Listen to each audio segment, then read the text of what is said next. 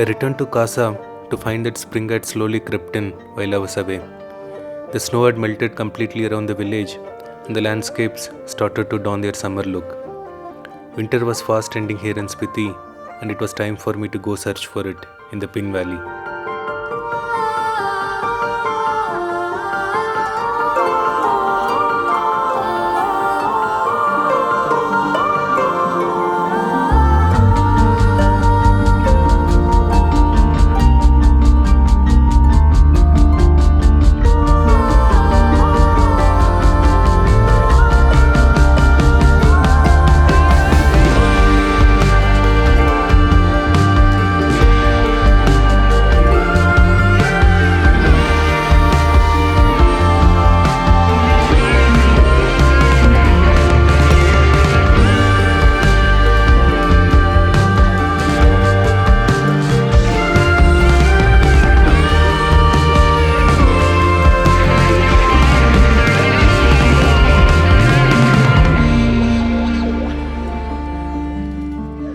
Winter was well and truly alive here in the Pin Valley, and I decided to experience it in the best way possible by hiking from the Kungri monastery all the way to the village of Mud.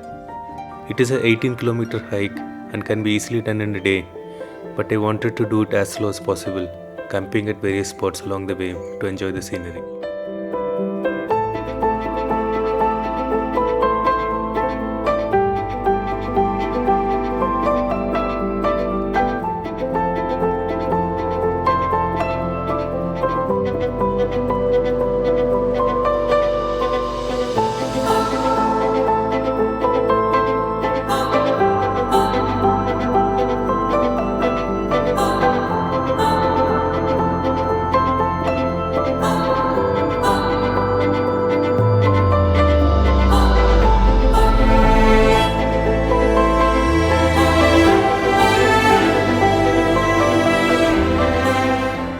The sceneries were nice, but the snow was melting here as well, and there were dry brown patches all over the mountains.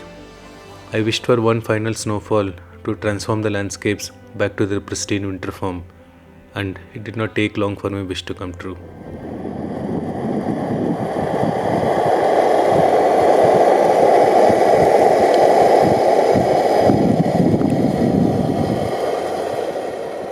It started snowing on the third evening, and I went to sleep happy that my wish had come true.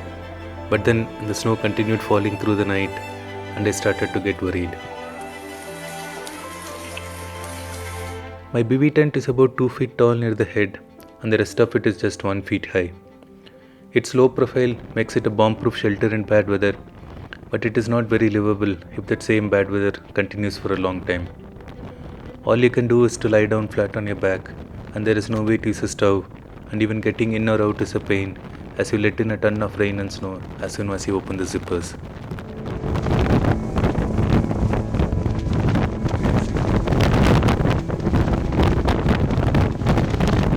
It snowed for 2 straight days.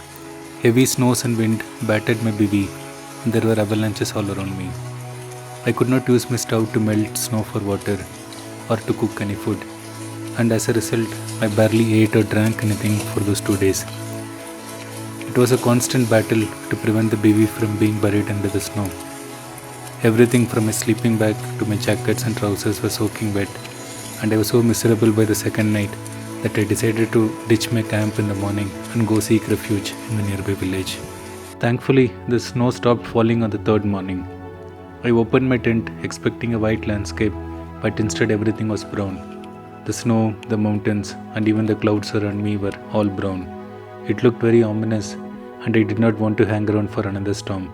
So I took only my cameras and set out towards the village, leaving everything else to be buried under the snow. Getting to the village turned out to be more difficult than I imagined.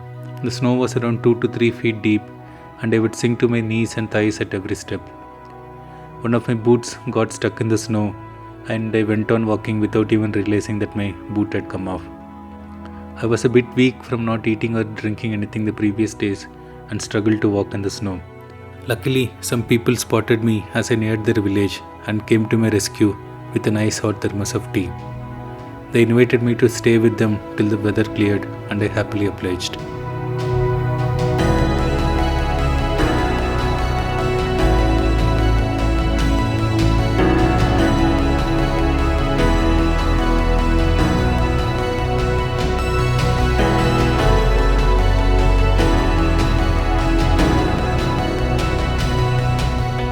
I went back to my camp after 3 days to dig out all my things, and it took me another 2 days of searching to find my boot buried in the snow.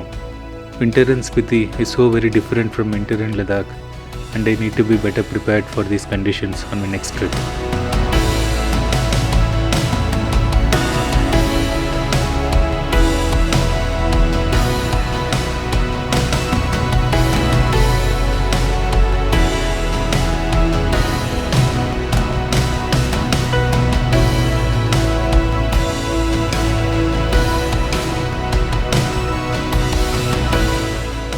Overall, I spent about 6 days in Todnam, and it is no exaggeration when I say that my time here at Todnam was the best experience of my entire winter in both Ladakh and Spiti. In case you are wondering, my video camera stopped working after the storm, and I could not shoot any footage in the village. But on the plus side, it gives me a good excuse to go back to Todnam next winter and document life in this wonderful village.